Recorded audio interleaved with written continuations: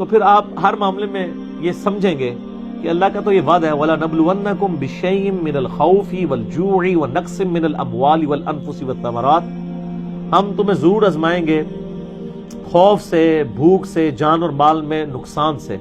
Ultimately check کریں گے کون صبر کرنے والا ہے۔ انبیاء کرام پہ تھوڑی تکلیف آئی ہیں، جامعہ ترمذی میں حدیث ہے سب سے زیادہ تکلیف پیغمبروں پہ آتی ہیں، اس کے بعد ان پہ آتی ہیں جو پیغمبروں کے بعد اللہ تعالیٰ کو محبوب ہوتے ہیں، اور اس کے بعد ان پہ آتی ہیں جو ان کے بعد اللہ تعالیٰ کو سب سے بڑھ کر محبوب ہوتے ہیں۔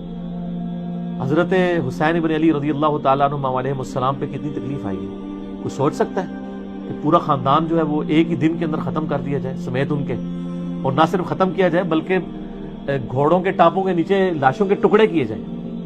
سر لوگ تو دنیا میں مثال دیتے ہیں نا جی، وہ جوان بیٹے کی لاش جو ہے وہ ایک باپ کے کاندھے کے اوپر سب سے بڑی وزنی دنیا میں چیز، اور وہاں پہ کتنے بیٹے قربان ہو گئے اور ایک ایک کی لاش حضرت حسین بن علی خود اٹھا رہے ہیں۔ تو سر پھر مرتبہ جب ملتا ہے تو پھر وہ تکلیف بھی اٹھانی پڑتی ہے۔ یہاں لوگ سمجھتے ہیں تکلیف کا مطلب یہ ہے کہ کوئی اللہ تعالیٰ کی طرف سے یہ ایسا نہیں ہونا چاہیے تھا، اس میں قصور ہمارے واعظین کا بھی ہے۔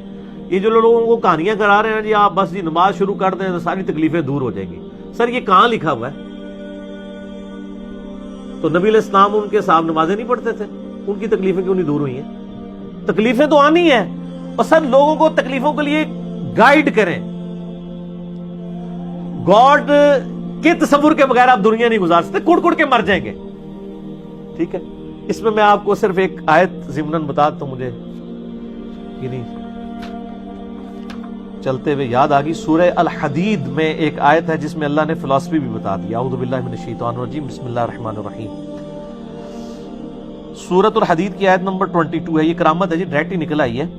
ما اصاب من مصیبت فی الارض، کوئی مصیبت بھی نہیں جو زمین میں آئے، ولا فی انفسکم، اور نہ تمہاری جانوں میں، یعنی زمین میں جو زلزلے آتے ہیں، زمین میں جو وبائی امراض پھیلتے ہیں، زمین میں جو طوفان آتے ہیں، سیلاب آتے ہیں، جن میں اجتماعی لوگ قتل ہو جاتے ہیں عذاب کی وجہ سے، مر جاتے ہیں، چاہے یہ تکلیف ہو، ولا فی انفسکم، اور نہ وہ تکلیف جو تمہارے اپنی جانوں پہ آتی ہیں، یعنی کسی کو بلڈ کینسر ہو گیا، کسی کی ایکسیڈنٹ میں ٹانگیں ضائع ہو گئی، کسی کی ایکسیڈنٹ میں آنکھیں ضائع ہو گئی، کسی کی بیماری کی وجہ سے گردے فیل ہو گئے، یہ ساری جتنی بھی تکلیفیں اللہ تعالیٰ فرماتا ہے الا فی کتاب من قبل ان نبرأها، یہ تو اللہ تعالیٰ نے پہلی لوح محفوظ میں لکھی ہیں اس سے پہلے کہ ہم انہیں پیدا کریں، یعنی یہ اللہ تعالیٰ نے لوح محفوظ میں پہلے سے ہی لکھا تھا کہ 8 اکتوبر 2005 کو پاکستان میں زلزلہ آئے گا اور 1 لاکھ کے قریب لوگ مر جائیں گے،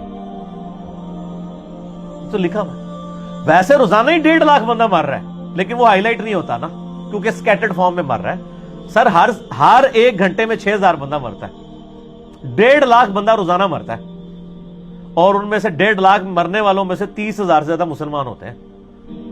ذرا دنیا میں ہر 5واں بندہ مسلمان تو ہے ہی ہے نا، لیکن اسی کہنا جی وہ بلے شاہ سا مرنا نہ ہی گور پیا کوئی اور، میں کتنے مرنا ہے؟ تو لیکن یہ پھر اللہ عبرت بنا دیتا ہے، اکٹھے جب اٹھاتا ہے نا 1.5 لاکھ، ویسے تو روزانہ ہی اٹھا رہا ہے، تو وہ پوری دنیا کے لیے عبرت ہو جاتی ہے۔ مرنے تو ہوتے ہیں، لوگ کہتے ہیں کیا قصور ہے، وہ اللہ تعالیٰ نے ویسے ہی مارنے ہوتے ہیں بندے، اتنے تو روزانہ مار رہا ہے، جنگ میں اٹھا لیتا ہے۔ تو اللہ تعالیٰ فرماتا ہے ہم نے پہلی لوح محفوظ میں لکھ دیا، ان ذالک علی اللہ یسیر، اور یاد رکھنا یہ اللہ کے لیے بڑا آسان ہے، یہ نہ سمجھنا کہ اتنا ڈیٹا، لکی لا تأسوا علی ما فاتکم، یہ ہم نے اس لیے کیا تاکہ تم مت افسوس کرو جو تم سے جاتا رہے۔ ہم نے لوح محفوظ میں تمہاری تکلیف اس لیے پہلے سے لکھ لی تھی کہ جب یہ تکلیف آئے تو یہ کہنا کہ ہائے یہ کیا ہو گیا، ولا تفرحوا بما آتاکم، اور اس پہ شیخی مت بگاڑنا جو تمہیں مل جائے، تکلیف ہو یا آسانی، یہ دونوں پہلے کی لکھے ہوئے تھے۔ واللہ لا يحب كل مختار فخور، اللہ تعالیٰ ہر شیخی بگاڑنے والے کو پسند نہیں فرماتا۔ تو اللہ تعالیٰ ہمارے یہ تکلیفیں ہم نے پہلے اس لیے لکھ لی تھیں تاکہ تم یہ افسوس نہ کرو کہ ہائی یہ میرے ساتھ کیا ہو گیا۔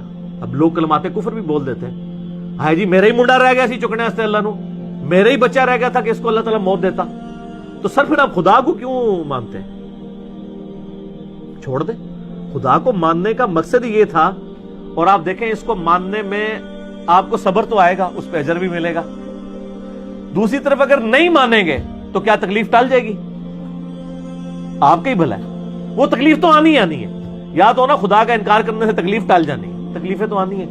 کیا خدا کے منکرین اور مجرمین کے اوپر تکلیفیں نہیں آتی ہیں؟ آتی ہیں, ہمیں نہیں نظر آ رہی ہوتی. آپ کو کتنے لوگ خوشحال نظر آ رہے ہوتے ہیں دنیاوی اعتبار سے. ہر بندے کو اللہ نے کہیں نہ کہیں ٹیسٹ کیا ہوتا ہے. کسی کا کوئی معذور بچہ ہوتا ہے, کسی کی ماں دائمی مرض میں مبتلا ہوتی ہے, اور خود کروڑ پتی ہوتا ہے لیکن وہ نمک مرچ والا کھانا نہیں کھا سکتا. ہر بندے کو کہیں نہ کہیں اللہ تعالیٰ نے at the end of the day سارے برابر ہی ہوں گے.